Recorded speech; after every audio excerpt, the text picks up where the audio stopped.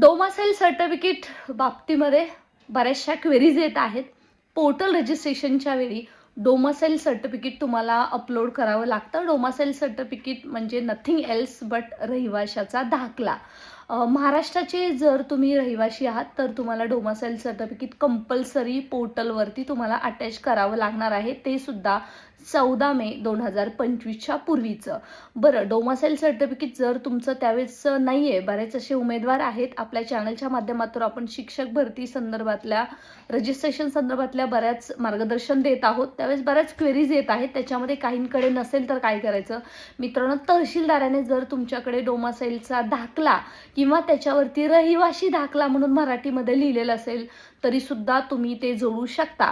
आता त्याच्यामध्ये डोमासाईल सर्टिफिकेटमध्ये की काही बार असतं का किंवा काही जुनं चालतं असं काही असतं का मित्रांनो? डोमासाईल सर्टिफिकेट हे कधीही त्याची व्हॅलिडिटी संपत नाही. एकदा जर तुम्ही काढलेलं आहे तर त्यांचं थ्रूआउट तुमच्या लाईफ लाँग चालणार आहे, कारण महाराष्ट्राचे तुम्ही रहिवासी आहात म्हणजे आहातच.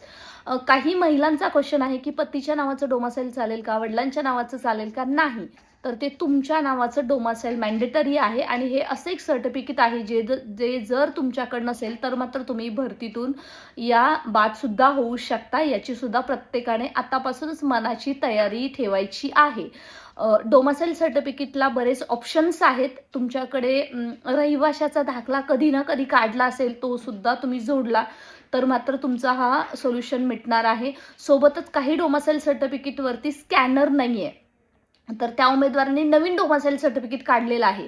म्हणजे जुनं होतं परंतु त्याच्यावरती जो काही स्कॅनर म्हणजे स्कॅन करायला तो स्कॅनर दिसत नाही म्हणून त्यांनी नवं जोडलं आहे. तर त्यांनी नवं जोडायचं की जुनं जोडायचं? तर मित्रांनो, 14 मे 2025चं डोमासाईल जोडा आणि DVच्या वेळेस जाताना तुम्ही नवीन काढलेलं दोन्ही डोमासाईल घेऊन जा.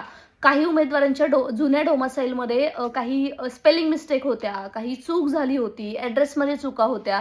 तर अशा उमेदवारांनी सध्या तरी जुनंच डोमासाईल आहे ते अपलोड करा, कारण तारखेचा कॅप आहे त्यामुळे तुम्हाला काही करता येणार नाही. परंतु नवीनसाठी सुद्धा अप्लाय करून ठेवा. DVच्या वेळी जाताना हे दोन्ही सर्टिफिकेट तुम्ही घेऊन जा. सॉरी टू से मित्रांनो, 14 मे 2025चं डोमासाईल एक्सेप्ट करायला शालेय शिक्षण विभाग सध्या तर तयार नाही आहे आणि म्हणूनच बरेच उमेदवार या शिक्षक भरतीतून DVच्या स्टेजवरती बाद झाल्याचे आपल्याला दिसतील. त्यामुळे आता तुमच्याकडे पर्याय एकच आहे, तर तुम्ही या अगोदर कधी रहिवाशाचा दाखला काढला होता का तो पहा आणि तो जरी जोडला तरीसुद्धा तुम्ही एलिजिबल असणार आहात. आणि याच्या संदर्भातलं कोणती क्वेरीज असली तर नक्की विचारा. आपलं व्हॉट्सअप टेलिग्राम जॉईन